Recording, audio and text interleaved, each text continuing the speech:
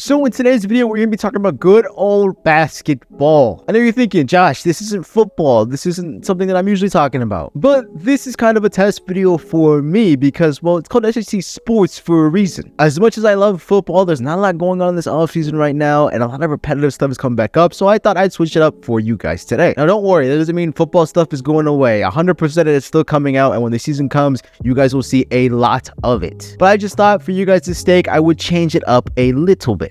In today's video, though, we're going to be talking about my Los Angeles Lakers. I know Michael Malone is not going to be happy about that, but I honestly don't care. If you're subscribed, though, Michael, then maybe I will care a little bit less or more. I don't know. But if you're subscribed, Michael, I'll take it into consideration. Either way, the Lakers have a lot of things on their plate this offseason. How much are they going to offer or match Austin Reeves to re-sign him, who has that dog in him? Re-signing Rui Hachimura, who also has that dog in him. And begging LeBron, who does have that dog in him, to come back and play one more year and not retire or go to the Mavs or unretire and then play with Bronny wherever Bronny ends up. And well, another issue that you probably clicked on this video for: should the Lakers re-sign D'Angelo Russell? So in today's video, we're going to be taking a look at D'Lo and his short spell in LA so far, which led them to the Western Conference Championship, and whether or not the Lakers should re-sign him or move on. Let's get straight into it. So D'Lo landed back in LA in a 3-team trade deal at the trade deadline this season. I'm honestly glad that the NFL doesn't have 3 trade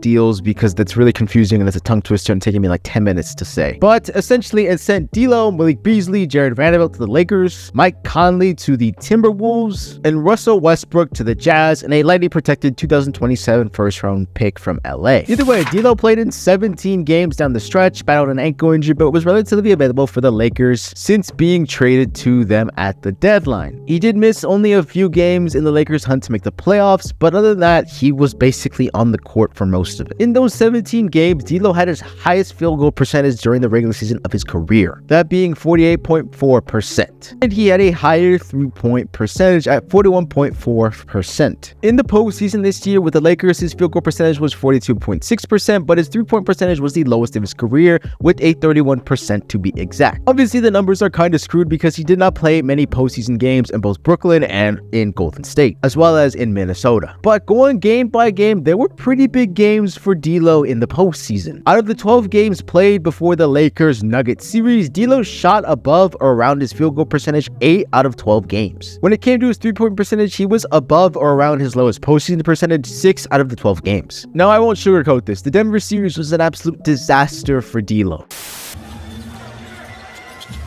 Reeves, extra pass, Russell, corner three, that misses.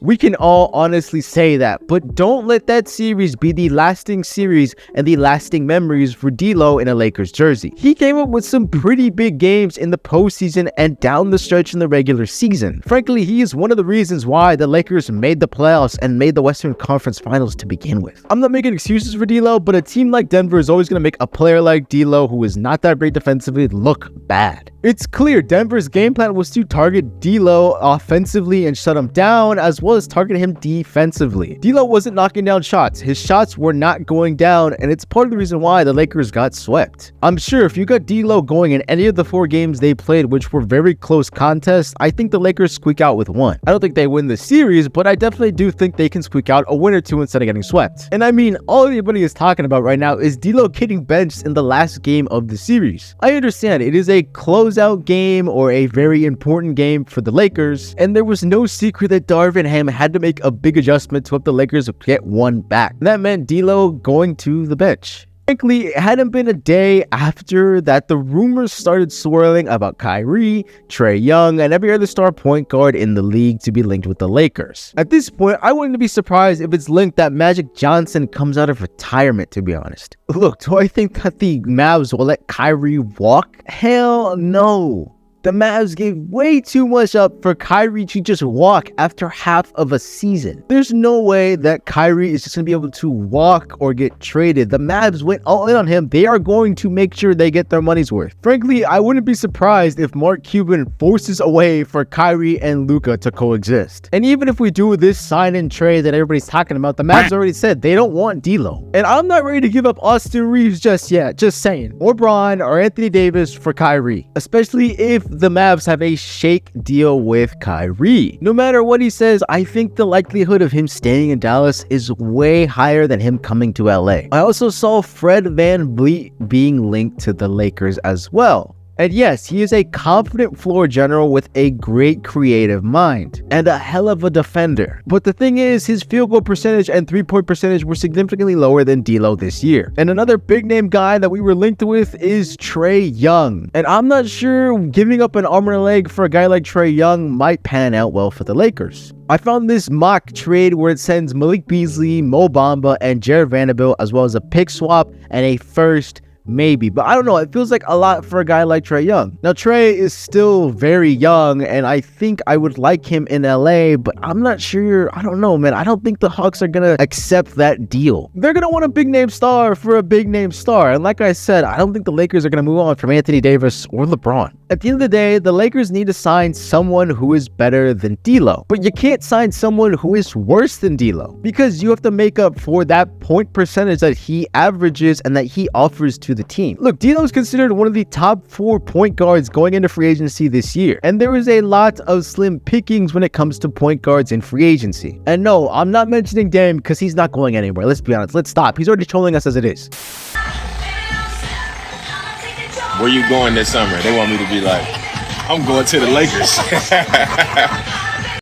I think the Lakers should re-sign D'Lo and see what happens when you give him a full offseason, a full training camp, and really to realize his role in the system when everything hits the fan. The Lakers won games with D'Lo, AD, and without LeBron. Yeah, that didn't happen in the postseason, but I don't understand signing a guy who's worse than D'Lo. Kyrie and Trae are exceptional players, but Kyrie has dealt with injuries. I'm not going to talk about his off-the-field stuff because that's not really necessary. Kyrie is a little bit older. Are we sure we want an aging star? No matter how good Kyrie is, but is very injury prone right now. Trae, frankly, is the best option, but are we sure we want to give up an arm and a leg for Trae Young? And like I mentioned before, Fred VanVleet, his numbers are less than D'Lo's. Look, I know D'Lo apparently wanted a 4-year, $100 million deal, but I don't think that's happening anytime soon. According to Sporadic, his affordable range is around 20 to 30 million, which he's really in the ballpark for when it comes to free agency. Look, I'm more than willing to give D'Lo another shot. The energy he brings to this team is very good.